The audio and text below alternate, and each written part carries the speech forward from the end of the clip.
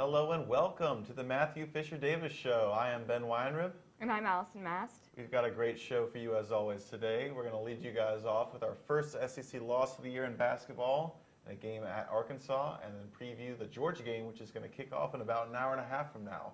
From there, we're going to talk about women basketball's big upset against Mississippi State, go to the whiteboard, and then have our new favorite segment, Athlete Authors. We're going to wrap up the show by talking about Coach Derek Mason's time on ESPN, and then go for our Carrie Spear Tweet of the Week. Now, Vanderbilt basketball had their first road SEC game, and it didn't go particularly well. SEC is a very hard place to play, obviously. Team shot well, shot over 50% from the field, 40% from three, 80% from the line, but unfortunately 22 turnovers on the game, and that was really the big storyline there. Yeah, season high in turnovers for us. Just kind of disappointing when the shooting is going so well and just keep turning the ball over. So what stood out was that Siakam, Damian Jones, and Shelton Mitchell had 5 apiece. So that's not really what you want to see. You kind of expected more from the big man than from, Shelton Mitchell, for example, but still disappointing. Yeah, they've been hounded by the press, by Auburn even, by Arkansas. These young guards are having a hard time bringing the ball all the way up the court. And we'll show you later in the show actually how they ended up pulling it off. But, yeah, it's nice to see the shooting going well, especially in Arkansas, which is one of the hardest SEC stadiums to play in after about Kentucky, and that's probably it. But there were some other positives. They limited Bobby Portis to 2 defensive rebounds, never mind the 9 offensive ones they gave up. But obviously Bobby Portis is a really, really good player. So it was interesting to see how Damian sort of matched up against another elite big man. Yeah, and he finished with 32 points. Definitely don't want to give up that many to one player, and then to go along with Qualls' 20 points. Those 2 guys alone just kind of killed us. Yeah. So Vanderbilt will be looking to continue they're shooting the way they are. We know Coach Kevin Stallings mentioned that playing in the road in the SEC is so difficult. It makes these home games be even more important because you don't want to lose these games at home. One big standout for the Commodores here was Matthew Fisher-Davis, who shot 4 or 6 from three-point percentage to lead the Commodores with 14 points. And he is now their leading scorer. We've got now 4 players shooting above 42% from three, which has them first in the SEC in three-point percentage. That's just another exciting thing.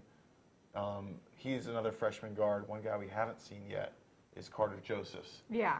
And could be a guy we may see later in the year. Yeah, with all those turnovers, Carter Josephs isn't a shooter. He's really a true point guard, and so he has some experience, and especially he's had some experience against SEC opponents. So you would think that maybe bring him in with Fisher-Davis, so you'll have the shooting and the ball handling. Right. So now one thing that kind of goes against Josephs in this scenario is that this year is really probably more about developing talent than necessarily making a run to the March Madness, because that may not be entirely probable. Mm-hmm. And if that's the case, then maybe Coach Stallings says, hey, I want you guys to work through this press instead of, hey, let's just try and win this game and sort of stunt your development and not throw you in the deep end. So it'll be interesting to see how Coach Stallings balances out his different strategies here. Mm-hmm. So now tonight, for all you guys watching live, I know you're going to watch the Georgia game after this broadcast. Georgia is on an 8-game losing streak against Vandy that stretches all the way back to 2009. So this is a team we'd hope to continue a streak against. They're actually scoring exactly as many points as us, fun fact, on offense, and they're led by 4 players who are all averaging over 11 points per game.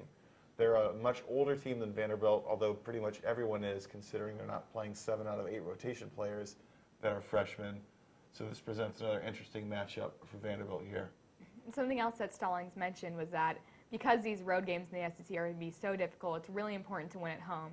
And Vanderbilt typically has kind of a home court advantage just with the way that everything's set up. Players aren't used to like having their coaches on the ends of the courts rather than the sides. So we definitely are going to have to take advantage of this opportunity tonight and hopefully have balanced scoring just like Georgia is going to have. Yeah, it'll be interesting to see how they handle the Georgia's press, which we can only assume they'll bring back on. The Vanderbilt's been shooting very well at home. They're averaging a lot of points, and again, they are first in the SEC in field goal percentage, led by James Siakam's ridiculous 67.6% shooting, which is even more absurd because I've seen him miss all sorts of like little tip-ins by the baskets, and but he's been a big surprise this year, so that's something else to look forward to. Another interesting thing is Georgia's best player, Marcus Thornton, is another big guy. So we'll see how Damian Jones can sort of stay out of foul trouble, keep the turnovers low here. Now, another team that's been successful basketball-wise has been Vanderbilt's women's basketball team. Not necessarily on the season, but in their last game, taking out an undefeated Mississippi State team, which was 14th in the nation. This is a team that's slowly coming together, trying to get over the losses of Jasmine Lister and Christina Fogarty. You can sort of see the semblance here of a team that's coming together. Yeah, definitely. You know, for the beginning part of the season, they had several injuries that kind of held them up. You know, someone would get healthy and then someone else would get hurt. So finally, those girls are starting to recover. And then Heather Bovey is back from her suspension, and she led in scoring against Mississippi State and has led in scoring in several games since coming back over winter break. So they can make a run. However, you know, the SEC is kind of stacked to women's basketball, and Right. soon they're going to have to face another undefeated team in South Carolina. I was about to say, South Carolina, probably the greatest team ever assembled in the history of sports. You know, led by returning SEC Player of the Year, you know, Tiffany Mitchell. We've got Jatari Wyatt, top 5 recruit in the nation. Fun fact, both of those went to Providence Day School. You know what? You've never told me that before. You know, well, I have to bring it up a lot more now. It reminds me, I'll need to hit you up later about that road trip to Columbia to cover that women's basketball game. Okay. But, yeah, so obviously they're not going to be winning the SEC, but there's room for improvement here. Definitely. Yeah. All right, now we'll send it over to the whiteboard where Sam's going to explain to you how Vanderbilt's men's team beat the press. Hey guys, I'm Sam Wild, and welcome to this week's episode of To the Whiteboard. On this week's episode, we'll break down a little bit of what went wrong for Vanderbilt against Arkansas when the Arkansas full-court press forced Vanderbilt to turn the ball over 22 times in just a 40-minute game and really made it difficult for the Commodores to come back and win this one. So, on this particular play, we'll see how the Commodores were able to beat the press, one of the few times they were able to. And we might be able to see this example as a way the Commodores can beat the press in the future with even tougher defensive teams such as Kentucky coming up on the schedule. All right, so on this particular play, after an Arkansas basket, Arkansas sets up in man defense, one man on everybody, including on the inbounder, Riley LaChance. So what Stallings draws up is a crossing route play where he'll come up here, and the forward, James Siakam, is going to come down here, enabling him to get open. LaChance is able to inbound the ball. This is where the genius of the play starts. Right after the inbounds, LaChance is able to beat his man because his man previously was jumping up and down with his hands up in the air, just trying to stop the inbounds. This added speed, able to get LaChance past all these 3 defenders and into the open court to start the fast break for the Commodores. Right after this, freshman Matthew Fisher-Davis, who had a great game in this game shooting the 3-ball, is able to come down with LaChance, and they'll run a 2-on-1. LaChance is able to find Matthew Fisher-Davis for the open 3 and really, really help the Commodores escape the pressure on this one. The Commodores are going to have more success coming up this season, and we hope they do.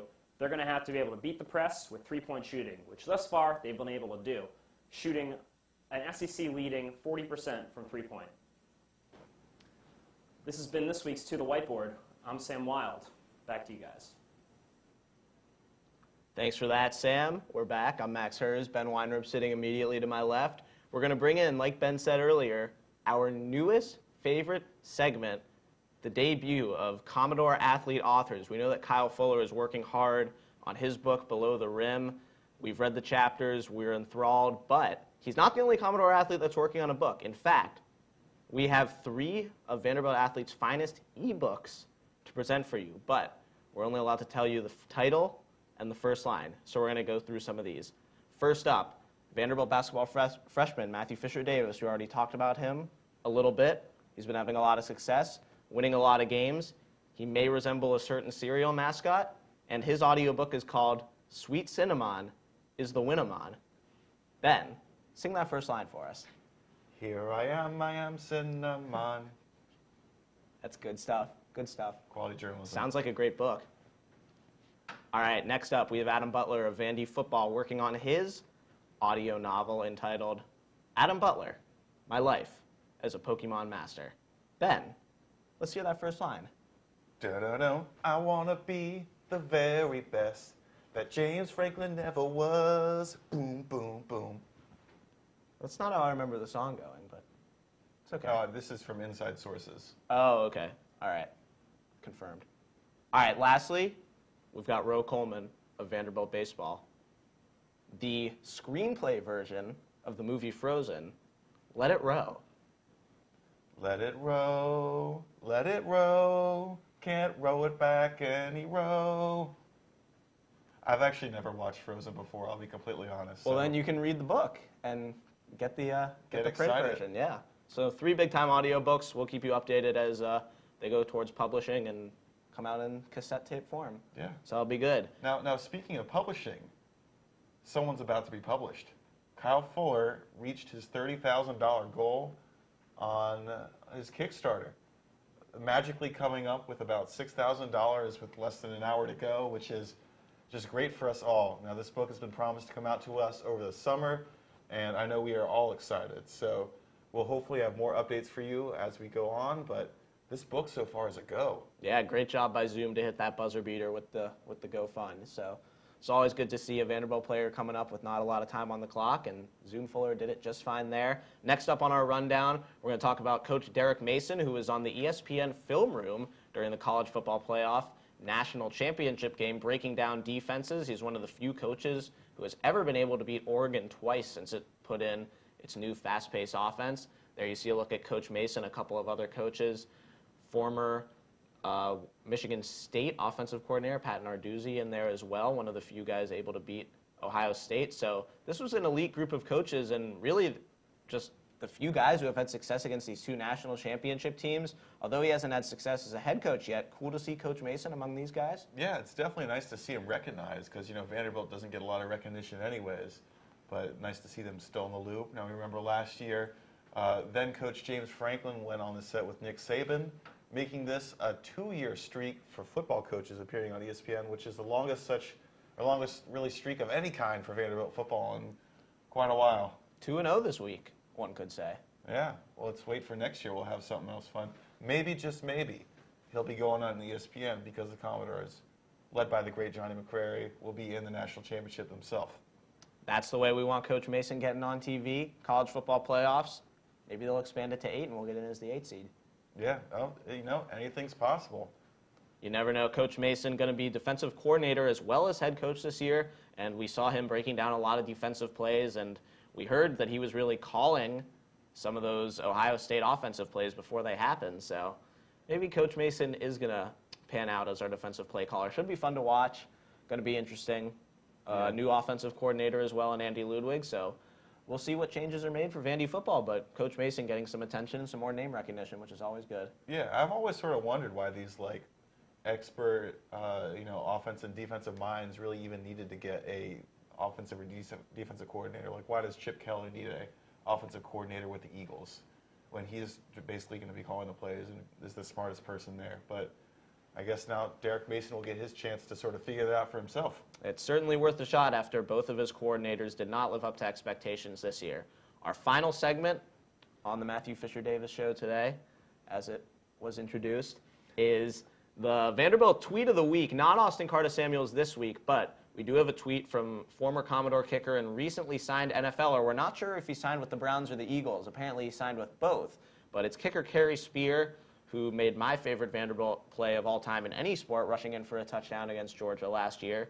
But let's check out the Commodore Tweet of the Week from Mr. Kerry Spear. We've got on your left, you see Jared Morse. On the right, Wesley Johnson, 2 former Commodore linemen.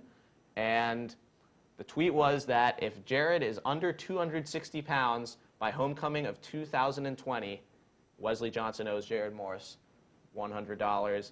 And we already know that Jared has successfully lost a ton of weight since his Vanderbilt career ended. So even though there was a big bucket of fries in front of him in the picture, I don't have my doubts. I think that Wesley's really trying to win that bet, but by 2020, that's way too much time. Yeah, Wesley better be stuffing Jared for years to come. He's got 5 more years worth of that. So Gonna keep inviting him over to his house for Thanksgiving on like April and May and June. every day. Every day. Big time meals. Yeah, we'll see. We'll see if J-Mo keeps the pounds off. I have faith. Oh, for sure. We'll see what happens. A great Vandy radio legend. as it were. Exactly. Named the studio after him for a reason. That's going to do it for the Matthew Fisher Day. I almost said Johnny McCrary. Wait till spring practice. That's going to do it for the Matthew Fisher Davis Show. I'm Max Hers. I'm Ben Weinrib. There were Allison Mast, Sam Wild, everybody else who helped us out today. Remember, Cinnamon is the Winamon. We'll see you next week.